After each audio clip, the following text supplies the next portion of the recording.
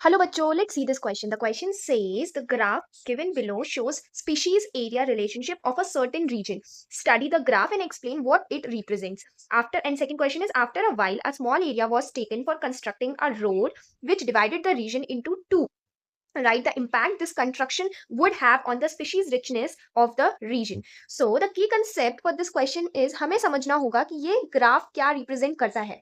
Right, so this graph shows species area relationship,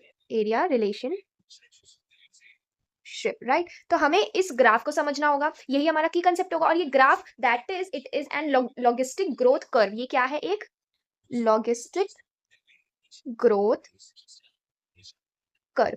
ये graph क्या represent करता है? Logistic growth curve. Given by, किसने दिया था ये ग्राफ और ये curve? Alexander von हेम्बोल्ट.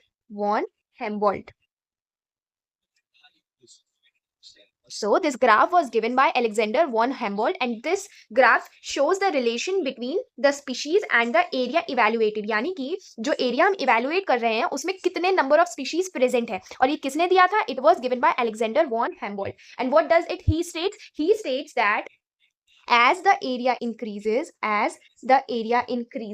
the number of species also increases, but up to a certain limit.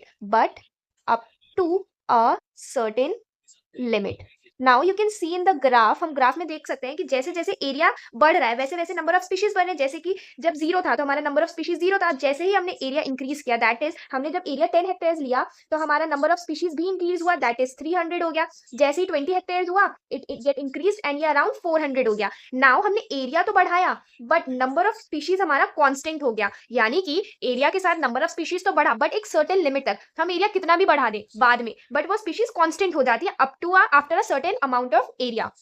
Right, तो हमें ये ग्राफ समझ में आ गया कि ये ग्राफ क्या है और ये क्या रिप्रेजेंट करता है. So it represents the number of species present in a area and it increases up to a certain limit. Now he also given a relationship. इसके बाद हमें एक रिलेशनशिप मिल जाता है, एक रिलेशन मिल जाता है बिटवीन स्पीशीज एंड एरिया. तो हमें एक इक्वेशन मिलती है that is species is directly proportional to the area evaluated but up to a certain limit.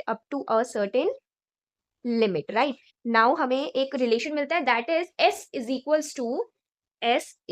to CAZ. Now S is for species, ये क्या है? हमारा species है. And this A is the area and C is the constant. And what is Z? And Z is regression coefficient. Z क्या है हमारा? regression coefficient. Now इस relationship से हमें क्या समझ में आता है? If z is between 0.1 to 0.2, that means the area evaluated is very small. And if that z lies between 0.6 to 1.2, then the area evaluated is large. For example, continent. Example क्या होगा इसका? कॉन्टिनेंट. राइट, तो ये तो हो गया हमारा graph. Right, so now first question हमने समझ लिया दैट ये ग्राफ क्या रिप्रेजेंट करता है, क्या रिप्रेजेंट कर रहा है और हमें इस ग्राफ को पढ़ के क्या समझ में आता है. Now the second question is, after a while a small area was taken for constructing a road which divided the region into two. यानी कि फ्रेगमेंटेशन हो गया, रीजन डिवाइड हो गया, that means there is fragmentation which divided the region into two. Now right the impact this construction would have on the species richness of the region. Now the second question में हमें बोला गया कि जो reason था हमारा वो दो पार्ट में डिवाइड हो गया, that means there is fragmentation हुआ. And because of fragmentation there will be habitat loss हो जाएगा. यानी कि जो स्पीशीज वहां पे रह रहे थे उनका जो हैबिटेट था वो खत्म हो जाएगा, वो खराब हो जाएगा. And there will be habitat loss due to fragmentation. And because of habitat loss there will be reduction in species